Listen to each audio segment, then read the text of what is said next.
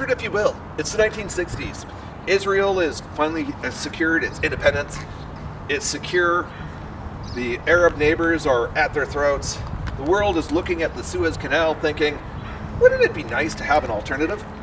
And add in an idea so absolutely ridiculous to use 166 nuclear bombs to carve a new canal. We're going to talk about a new idea that is gaining traction.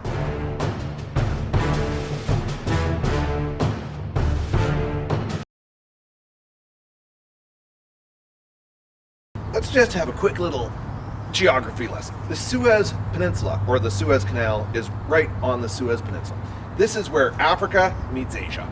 Technically, the Suez area is Asia, and, well, the further west you go, you're hitting Africa. In the 60s, there was a realization that after certain, shall we say, wars and disruptions, there needed to be an alternative to what was happening with the Suez Canal, because the Suez Canal was such a major choke point. The idea was to find another location to carve out and get a new canal through. So the idea was Israel. They're down by an area right where Jordan, Israel, and Egypt meet, and there's also not too far away Saudi Arabia. There is a little inlet that leads up to where Israel's only exit into the Red Sea. It's very small, maybe not even 20, 30 kilometers of oceanfront property, and there you go. So the idea was to dig a canal through there all the way out into the Mediterranean as an alternative to the Suez Canal. The idea to do it, rather than spending 10, 20, 30 years digging this canal with all of the potential traction and all of the potential logistical nightmare to carve out this land, was to use 166 nuclear bombs to blast in a straight-ish line, curving here and there, depending on where they wanted to have it, and have this canal come out right outside of Tel Aviv. So this is going to be a non-starter, because what we now know about nuclear blasting, think of what all the people in Polynesia have been going through since all of those above-ground nuclear tests, or the Aborigines in Australia, or many of the people that were in Russia's Tajikistan and Kazakhstan regions, where so many above-ground nuclear tests were carried out, and how many cancers and such. I really don't think in today's age that would fly. So what would make this go? Well, first of all, you would have to find some way to get over the geopolitical interests. You have Saudi Arabia, you have Jordan, you have Israel, and you have, of course, Egypt. But another group that is often misaligned and not talked about are the Palestinians. The route that they would take the most ideal route would be going through the Gaza Strip. But the Gaza Strip is one of the largest concentrations of humanity in a small spot that you could ever imagine in today's world, if you were to go that route. If you went around and went into and outside of Tel Aviv, well, you would be through the territorial integrity of Israel, but now all of a sudden Israel would internally realize that they just lost a large chunk of their territory, one, to the canal, and the other, they're now cut their country off kind of in half. They're literally cut right through, and Israel is not that geographically thick of a country. Think of like Vietnam. Vietnam in the north and the south has a large geographic girth, but in the center of the country, there's not much there. So if you wanted to, say, bisect and create chaos within the country, take and invade Vietnam in the center and cut off their north and south. Same with Israel.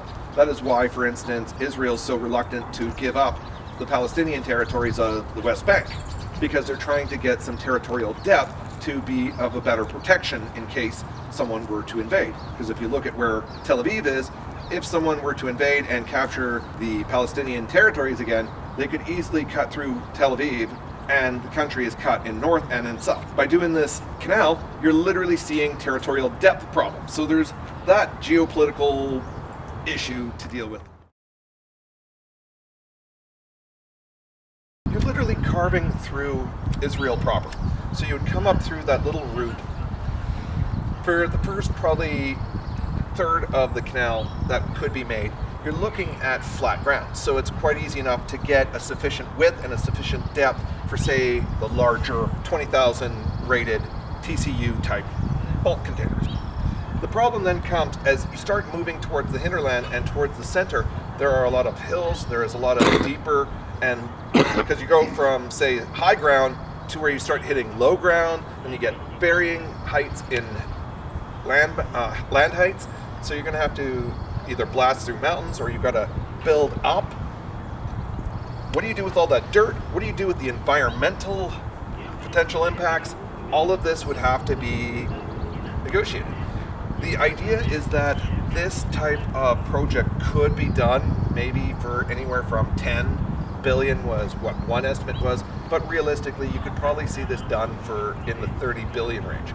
Israel is one of the most advanced economies and one of the most prosperous economies in the Middle East, but the problem is they do not have 30 to 50 billion that they could throw at this. So you'd have to find some international financing, which, as part of the logistics, who would you get to dig this? What would you dig this with? Are you going to use a lot of dynamite? Are you going to blast this through? Are you going to use certain types of large-scale excavators? It's getting material in there. You're also in the middle of the desert. You've got water issues.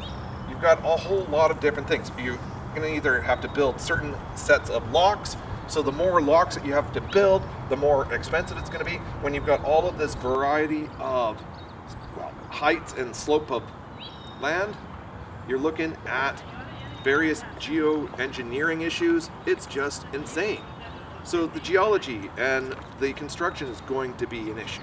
Another issue is if you set this up in that little spot, you've got Saudi Arabia on one side, you've got Jordan, you've got Israel proper, and you've got Egypt. Is Egypt going to tolerate having a competitor to them in form of another canal that's going to take away from their very profitable shipping route? We don't know. That's got to be something that's going to have to be negotiated. Jordan, they have a small little outlet there that they're using for their routes. Well, they wanted to build a major port there, but if you have all this amount of traffic going through, could there be some kind of mutual benefit to Jordan and Israel? We don't really know. So geopolitical issues are also going to have to be addressed. But what about the Palestinians? Because if, say, as the route is chosen, if they want to put it near Tel Aviv, there may be issues that will complicate this, and they'll have to go further and further south or further and further southwest. The closer they get to the Gaza Strip, the closer that security issues are going to be brought up, because the Palestinians are going to be even more incensed. The Israeli-Palestinian conflict is already a quagmire. Add this canal going through, and you're going to create an entirely new level of problem.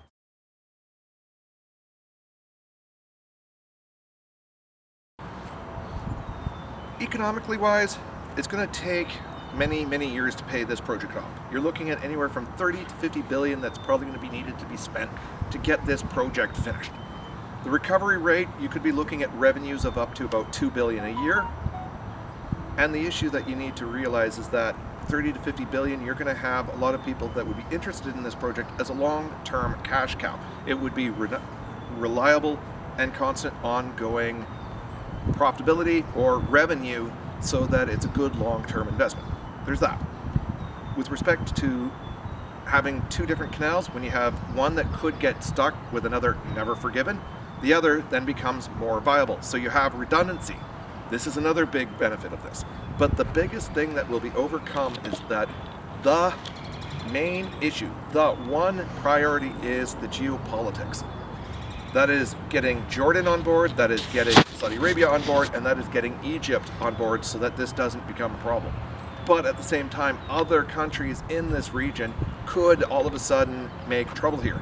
Because if, say, Iran wanted to make trouble, if any of these other countries wanted to make trouble, having this as another option to attack .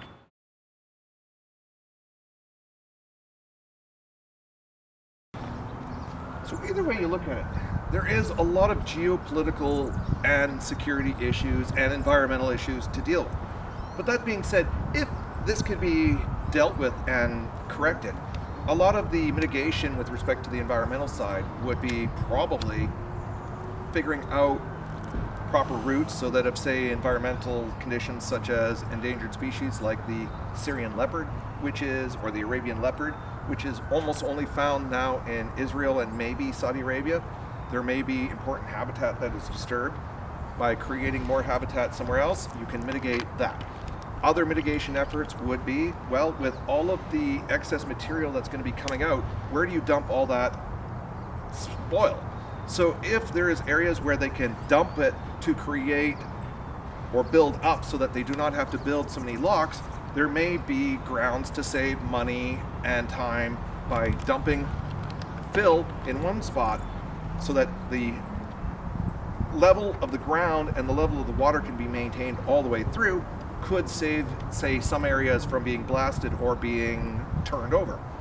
Another thing is that this new canal, if built properly, could probably be built to a proper depth and a proper width that it can handle the never forgiven sized ships, and we could probably see this canal be the preferred route for larger both tankers and or container ships to prevent future groundings like the one that we saw in the Suez Canal. And so that the larger ships can use the Israeli port or the Israeli canal versus the Suez, and so that the Suez could then probably handle many more smaller ships. So right now, where there's maybe at most 50 ships a day that can be handled in the Suez, this is because many of these ships are large, and when you have like 1, 2, 3 ships at a time going through, they have to go at a certain pace, at a certain distance. But if all of a sudden it was only the smaller ships that could come through, you could probably arrange to have a lot more, say up to 70 to 80 smaller level ships coming through versus only 50 with these larger ships.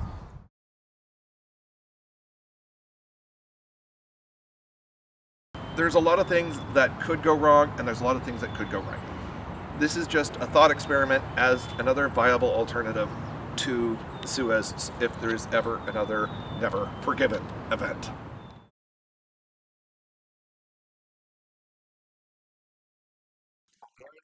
Dangerbydegrees. That's it. We're on Facebook. We're on YouTube. And we have our whole website. Come visit, share, subscribe. We're also on YouTube. We're going to cover our blog soon. All of this is going to be available. Share with us. Join with us. Let's make these videos viral in a good way, not a bad way, like a certain virus we don't want to